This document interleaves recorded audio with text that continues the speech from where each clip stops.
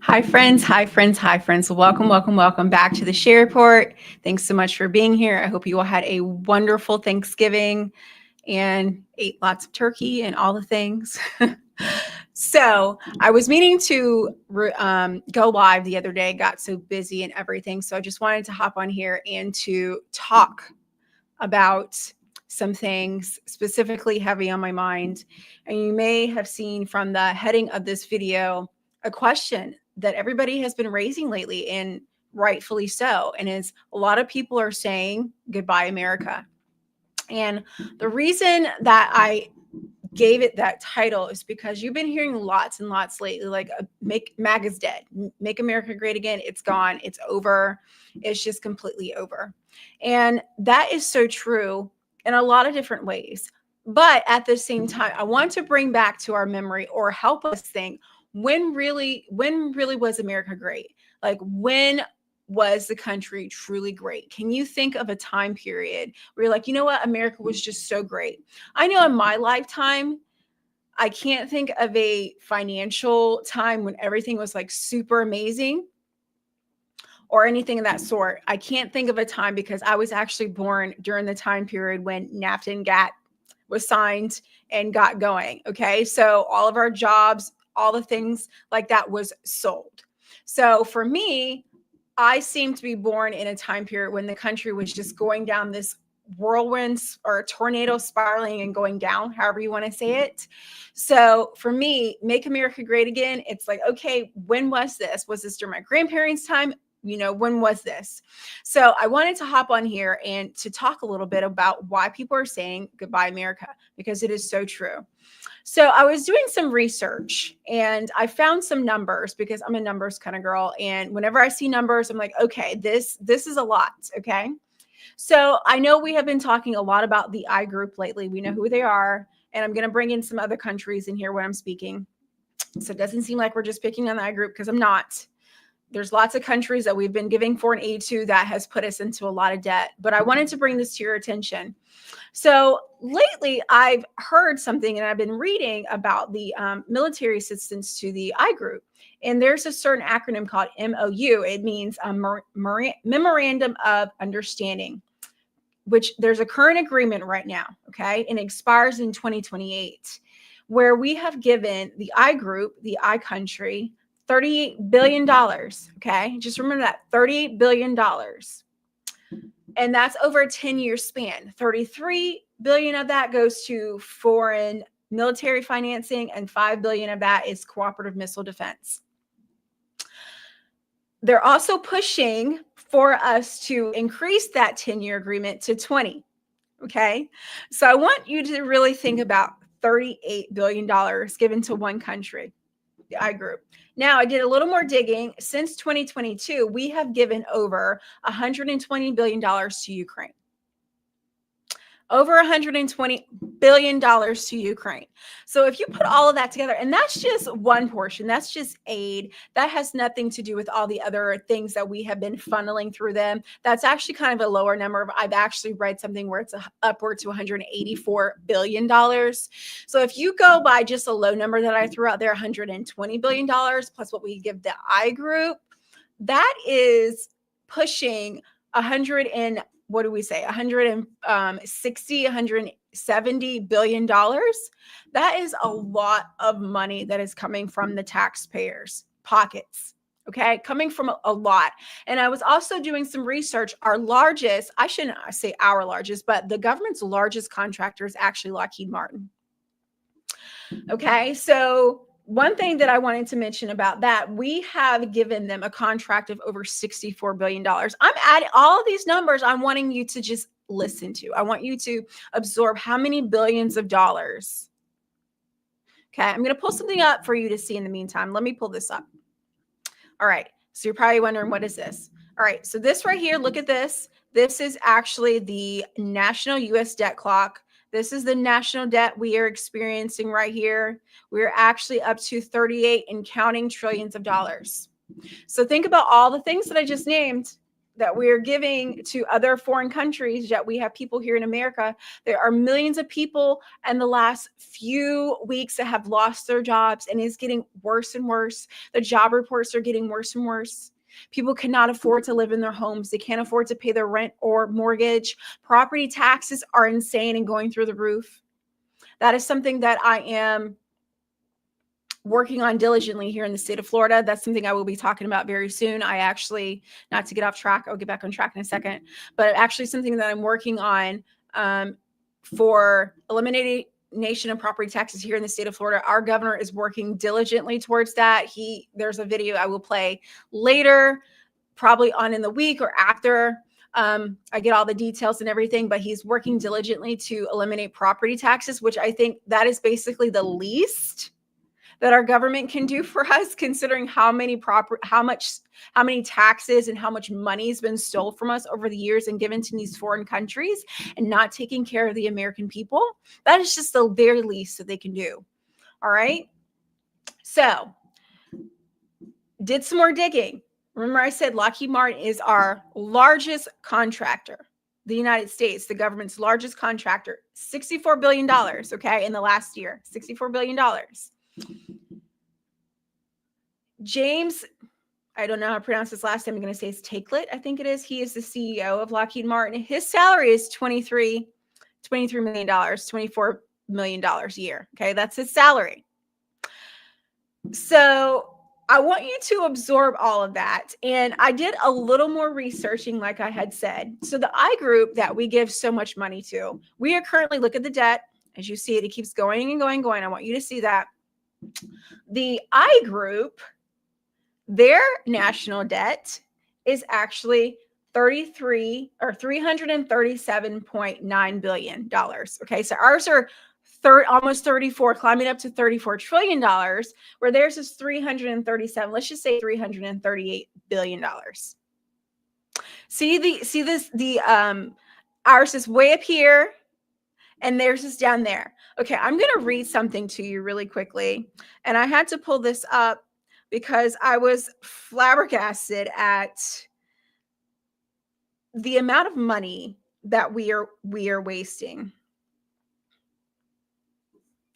So I pulled up this information about the I group's debt, okay, and where all their debt accumulated from. And it was quite interesting. Let me go back here and pull this up for you. Okay, so I'm going to read this to you. So the national debt is expected to be around, like I said, $338 billion for 2025, which should be approximately 69.3% of its GDP. This debt has increased. Listen closely. This debt has increased due to war-related spending. But the economy is also supported by factors like U.S. military aid. Oh my goodness, is that so? Is that so? Let me repeat that again for you.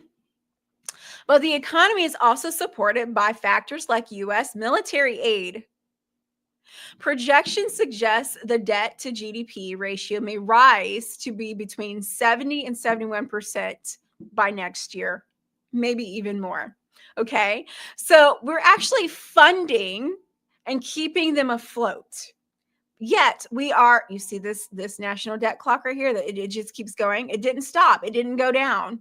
It didn't stop at all. It just keeps going. So factors influencing debt, war-related spending increase the debt, but U.S. military aid has helped to offset the financial impact. Yet we still continue giving them money, and we are largely in debt ourselves. So I'm also going to read something to you that our wise first president, George Washington, said in his 1796 farewell address in regard to foreign affairs. Okay. And I thought this was so intelligent. Our founding fathers would be flipping in their graves. They're actually probably flipping in their graves right now at this great country that they gave us once upon a time, that was founded on so much good, so many good principles, us basically running and owning our country. Yet we let it get out of hand. We let these politicians who are actually public servants just walk all over us, trample all on us. Okay. And I haven't even gotten to the worst part. I'm going to pull up a couple videos for you. I haven't even gotten to the worst part of things. Okay. So this is what George Washington said in his farewell address, which advised against permanent alliances and emphasized maintaining commercial ties while minimizing political entanglements with other nations. He argued that the U.S. should remain neutral and avoid being drawn into, he said, European, which at that time it would be, European conflicts and rivalries, which could compromise American peace and independence. That is so true. How many foreign wars have we been in the last years since I've been born? This policy aimed to protect the new nation's independence and allow it to grow without burdens of foreign wars. Such a smart gentleman. He knew. Avoid permanent alliances. Washington warned against forming permanent inveterate alliances with any foreign power, as these could drag the U.S. into other nations' conflicts. What do you say? Goes on to say lots and lots of things. Okay, maintain a strong defense. While steering clear of alliances, Washington stressed the importance of keeping the nation into a respectable defense posture to deter aggression. So even he said that we shouldn't get involved with other nations and start forming alliances with them and getting into the foreign affairs because it caused us to get into so much trouble like we have experienced. Okay. And speaking of that, one thing that I wanted to point out to us, each of you that are watching, is that you may be thinking, okay, well, what does this have to do with me? Well, our government is not in the business of making money. None of our government officials go out and dig ditches or build things or contribute to the economy, like helping make things easier for us. They're not creating anything. They're actually taking our money. Okay, so it's our tax money. Has anyone got a significant raise in the last year or in the last few months? With inflation going up, has anyone experienced a high increase in their pay? No, everything is going up because of our politicians. Yet our pay rate is still the same, or it feels like it's decreasing because we're having to shovel out more money. So, like I said, we're stabilizing and contributing to other foreign countries and not looking at our own people and not helping our own people. And the people that we're giving money to, they're actually criminals. Okay. So this recently just came up. As you can see, the debt clock is still going strong. I'm actually going to pull something up for you to see here.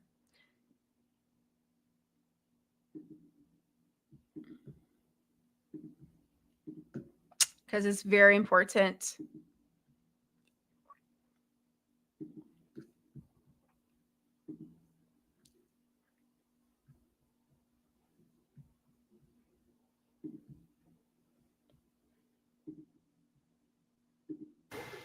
Israeli Prime Minister Benjamin Netanyahu has asked the country's president for a pardon in his long-running corruption trial, saying the criminal proceedings are hindering his ability to govern. אזרחי ישראל היקרים, פעם אחר פעם נבחרתי בבחירות דמוקרטיות וקיבלתי את האמון שלכם להמשיך לכהן כראש ממשלת ישראל בראש ובראשונה כדי לממש יעדים היסטוריים אלה.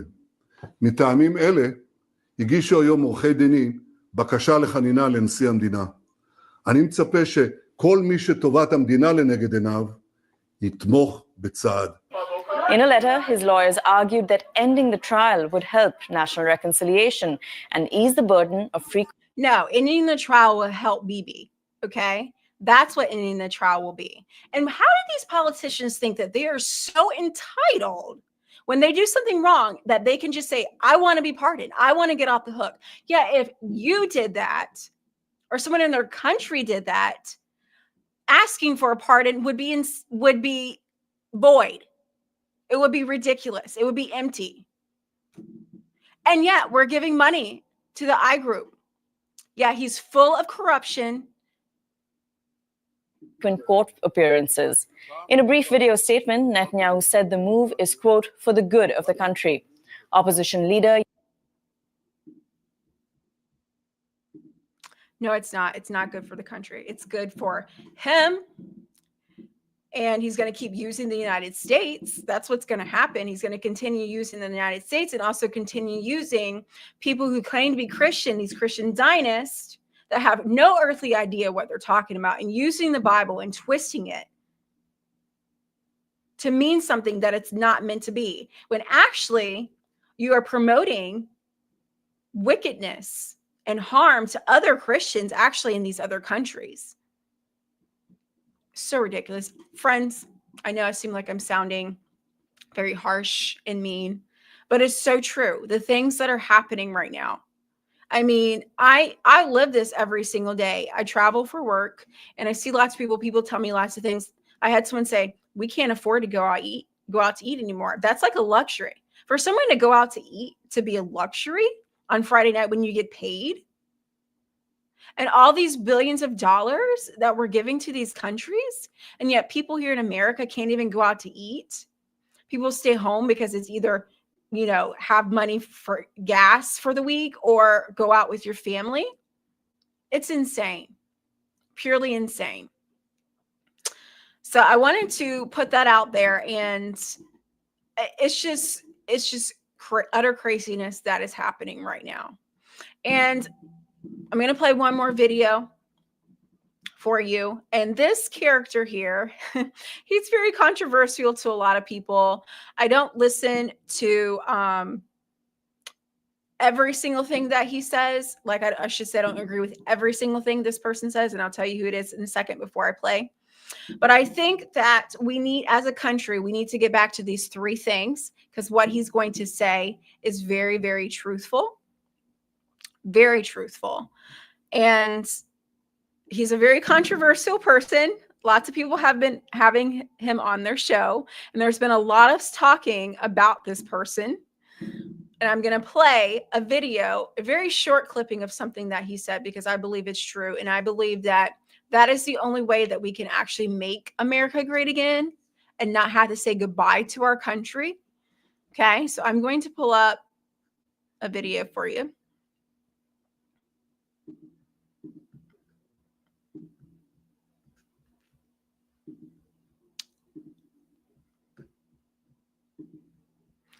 Hopefully you can see this person.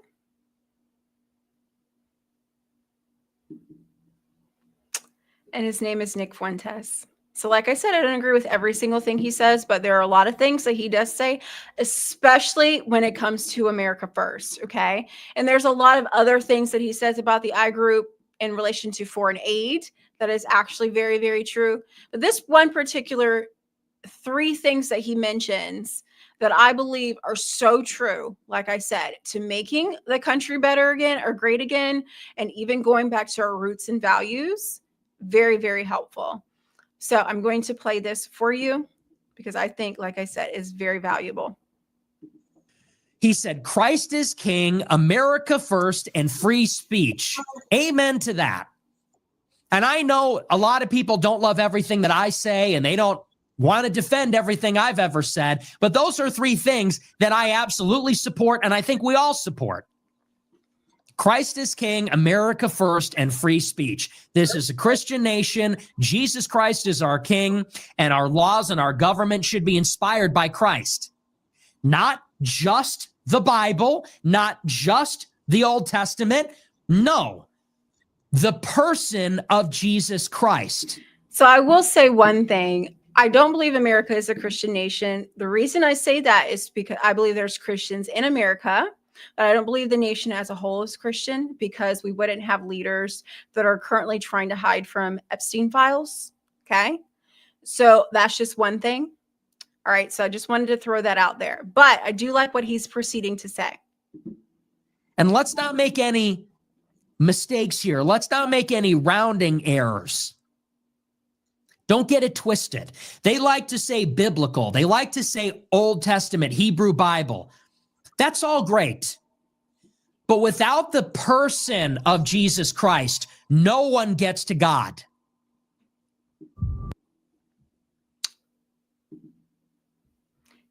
And he is absolutely right. That is absolutely right. No one gets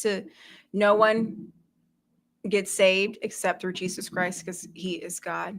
And that is very true. And I wanted to end this video with that statement. That's the three things that's going to make America great again is Christ is King, America first, and freedom of speech.